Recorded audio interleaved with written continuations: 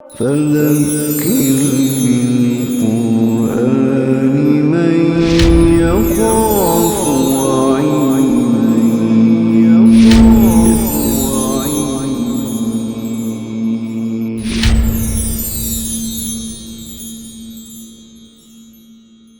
یا ایھا الذین آمنوا لا تکونوا کالذین کفروا وقالوا لاخوانہم اذا ضربوا فی الارض او كانوا غزا لو كانوا عندنا ماتوا وما قتلوا۔ وہی غزوہ احد پر تبصرہ جاری ہے اور ان منافقین کے اقوال نقل کیے جا رہے ہیں کہ جو نبی اکرم صلی اللہ علیہ وسلم کو تنہا چھوڑ کر راستے سے واپس آ گئے تھے۔ اے ایمان والو، مت ہو جاؤ ان لوگوں کی طرح جو کافر ہیں اور کہتے ہیں اپنے بھائی بندوں کے بارے میں اذا ضربوا فی الارض، جب وہ سفر کرتے ہیں کسی زمین میں، او کانوا غزا، یا نکلتے ہیں جنگ کے لیے، لو کانوا عندنا ما ماتوا وما قتلوا، اگر وہ ہمارے پاس ہوتے تو نہ مرتے نہ قتل ہوتے۔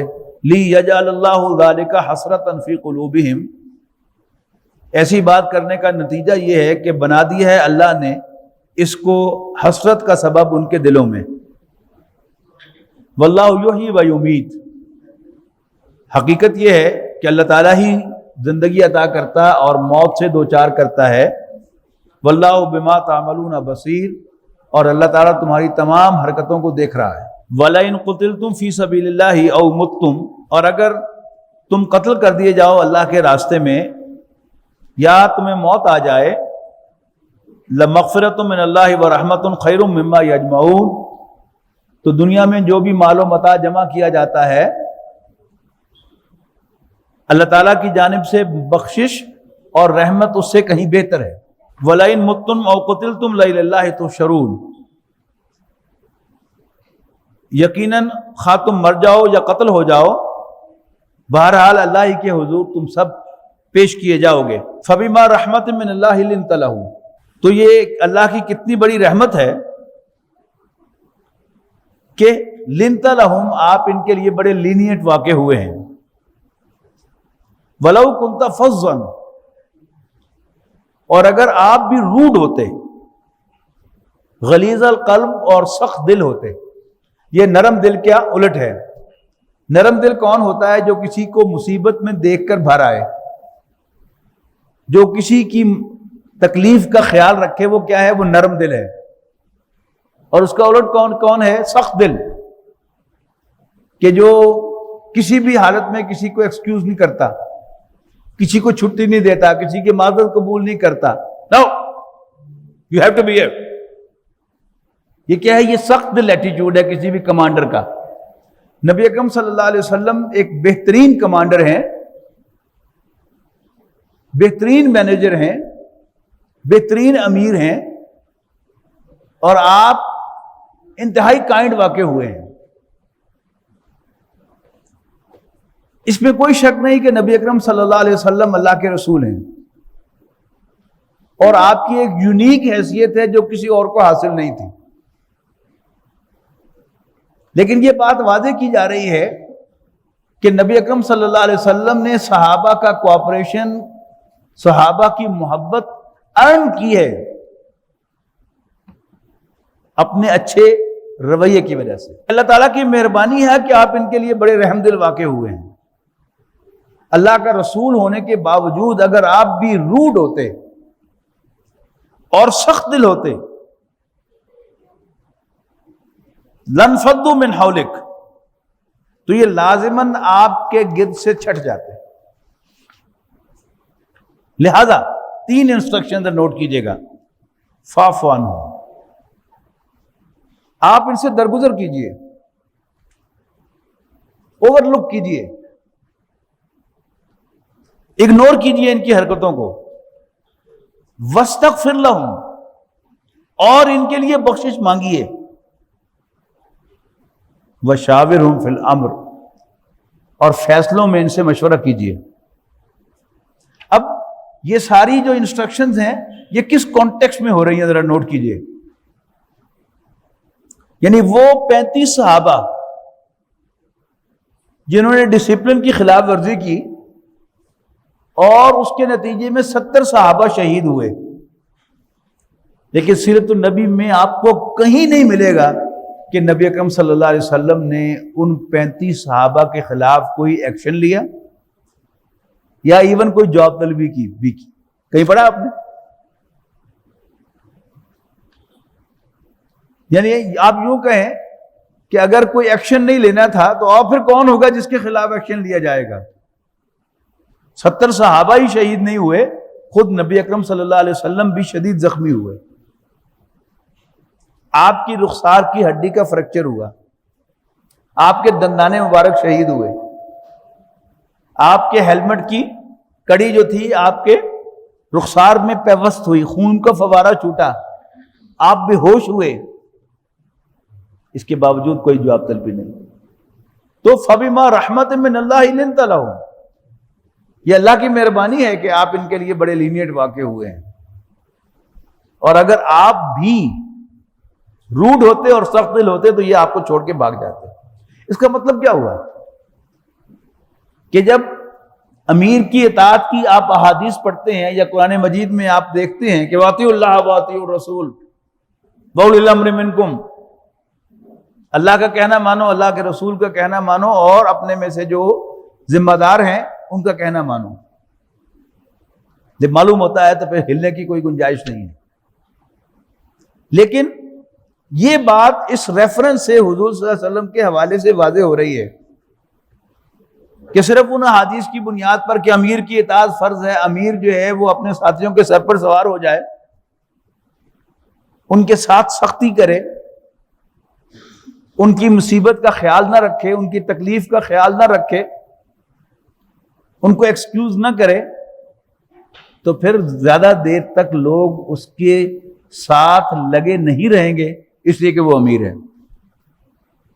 اگر اللہ کے رسول کو یہ استحقاق اور پریولیج حاصل نہیں ہے کہ لوگ ہر حال میں اس کے ساتھ جڑے رہیں، تو پھر کسی غیر نبی کو، حضور صلی اللہ علیہ وسلم کے امتی کو جو امیر بنا دیا جائے، یہ حق حاصل نہیں ہے کہ وہ سمجھے کہ شاید میں آسمان سے اترا ہے. عام طور پر جب بھی کسی باس اور سبارڈینیٹ میں جھگڑا ہوتا ہے کسی آرگنائزیشن میں، تو وہ ریزالو کیسے ہوتا ہے کہ سبارڈینیٹ سے تقاضا کیا جاتا ہے کہ وہ ان رائٹنگ معافی مانگے. لیکن یہ کیسی آرگنائزیشن ہے کہ جہاں امیر سے، جو اللہ کا رسول بھی ہے، اس سے کہا جا رہا ہے فاعف عنہم، ان کو معاف کرو، اور تم ان کے لیے اللہ سے معافی مانگو. واہ واہ. واستغفر لہم، اور ان کے لیے اللہ سے بخشش مانگو. وشاورہم فی الامر، اور ایشوز میں ان سے مشورہ کرو، یعنی انہیں بلیک لسٹ نہ کرو، ان کو مشورے میں شامل رکھو. فَإِذَا عَزَمْتَ فَتَوَکَّلْ عَلَى اللَّهِ، پھر جب فیصلے تک پہنچ جاؤ تو پھر اللہ پر بھروسہ کرو. دیکھیے مشورہ بڑی عجیب چیز ہے.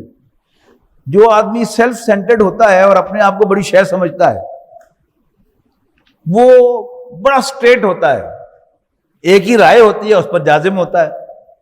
لیکن اگر وہ 2 آدمیوں سے مشورہ بھی کر لیتا ہے تو پھر 3 آراء ہو جاتی ہیں، ایک اس کی اپنی اور 2 جن سے مشورہ کیا. کنفیوژن پیدا ہو گیا کہ نہیں؟ اگر 10 سے مشورہ کرتا ہے تو 11 آراء ہو جاتی ہیں، اور ہر رائے جو ہے اس میں کوئی نہ کوئی خطرات بتائے جاتے ہیں کہ ایسا ہوگا تو پھر یہ ہو جائے گا، یہ کریں گے تو اس میں یہ خطرہ ہوگا. لیکن جب انسان ایک رائے تک پہنچ جائے تو سارے خطرات کو ایک طرف رکھ کر اللہ تعالیٰ پر بھروسہ کرے. فَإِذَا عَزَمْتَ فَتَوَکَّلْ عَلَى اللَّهِ، جب تم ریزولوٹ ہو جاؤ، ایک رائے تک پہنچ جاؤ تو اللہ پر بھروسہ کرو. ان اللہ یحب المتوکلین، بے شک اللہ تعالیٰ توکل کرنے والوں کو پسند فرماتا ہے. ان ینصرکم اللہ فلا غالب لکم، اگر اللہ تمہاری مدد کرے گا تو کوئی تم پر غالب نہیں آ سکے گا. وَإِن یخذلکم فمن ذا الذی ینصرکم من بعدہ، لیکن اگر اللہ تمہیں چھوڑ دے گا تو کون ہے جو اللہ کے بعد تمہاری مدد کرے گا. وعلی اللہ فلیتوکل المؤمنون، اور مومنوں کو چاہیے کہ اللہ ہی پر بھروسہ کیا کرے. وما کان لنبی ان یغل، اور کسی نبی کے شایان شان ہی نہیں ہے کہ وہ خیانت کرے، وَمَن يَغْلُلْ يَأْتِ بِمَا غَلَّ يَوْمَ الْقِيَامَةِ، اور جو کوئی بھی خیانت کرے گا تو اللہ کے پاس قیامت کے دن حاضر ہوگا وہ چیز لے کر کہ جو اس نے خیانت کی ہوگی۔ ثُمَّ تُوَفَّىٰ كُلُّ نَفْسٍ مَا كَسَبَتْ وَهُمْ لَا يُظْلَمُونَ، اور پھر ہر شخص کو پورا پورا ری پے کر دیا جائے گا، اس کو بدلہ دیا جائے گا اس کی کمائی کا، اور ان پر کوئی زیادتی نہیں ہوگی۔ أَفَمَنِ اتَّبَعَ رِضْوَانَ اللَّهِ كَمَن بَاءَ بِسَخَطٍ مِّنَ اللَّهِ وَمَأْوَاهُ جَهَنَّمُ، بھلا کیا وہ شخص جو چل رہا ہے اللہ کی رضا پر اس شخص کی مانند ہو سکتا ہے جو گر گیا ہو اللہ کے غضب میں اور اس کا ٹھکانہ جہنم ہو؟ وَبِئْسَ الْمَصِيرُ، اور وہ بہت برا ٹھکانہ ہے۔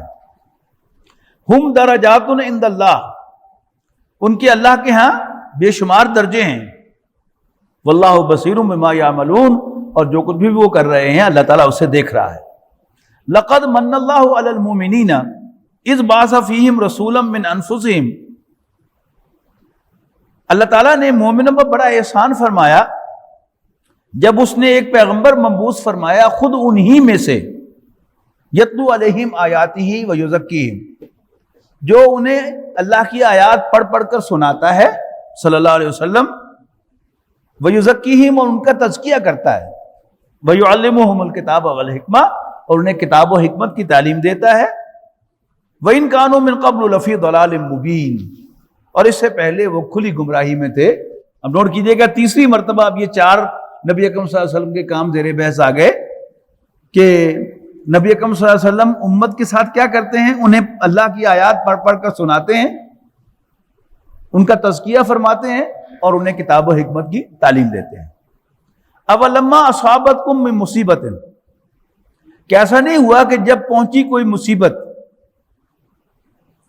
تو تم کہنے لگے قد اصبتم مثلیہا، حالانکہ تم نے پہنچائی تھی اس سے دگنی مصیبت اپنے دشمنوں کو، قلتم انا ھذا، تو تم کہنے لگے کہ یہ کیسے ہو گیا، ہم تو اللہ کے ماننے والے اللہ کے رسول کے ساتھی ہیں تو ہمیں شکست کیسے ہو گئی؟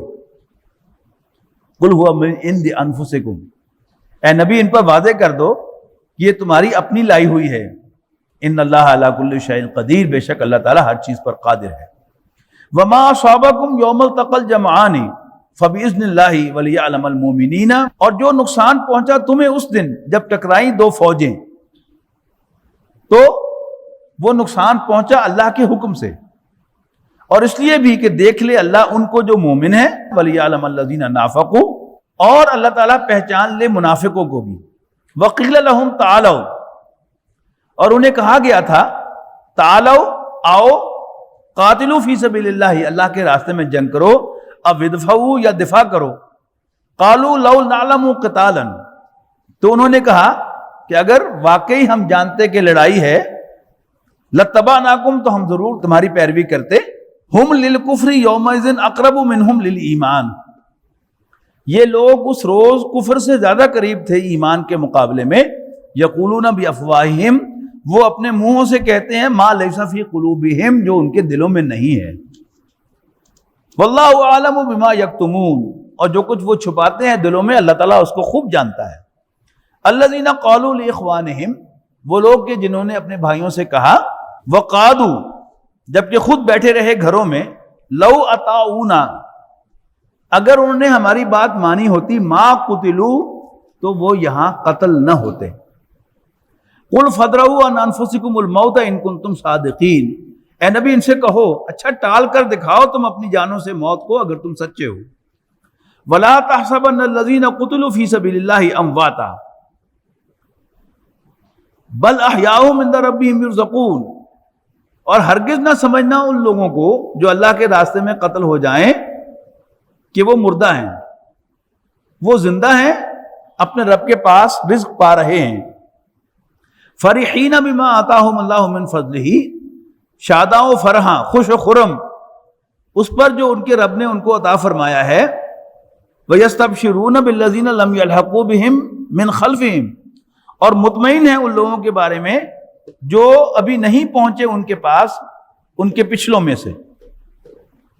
اللہ خوف علیہم ولا هم يحزنون، اس بنا پر کہ نہ کوئی خوف ہے ان کے لیے اور نہ ہی وہ غمگین ہوتے ہیں۔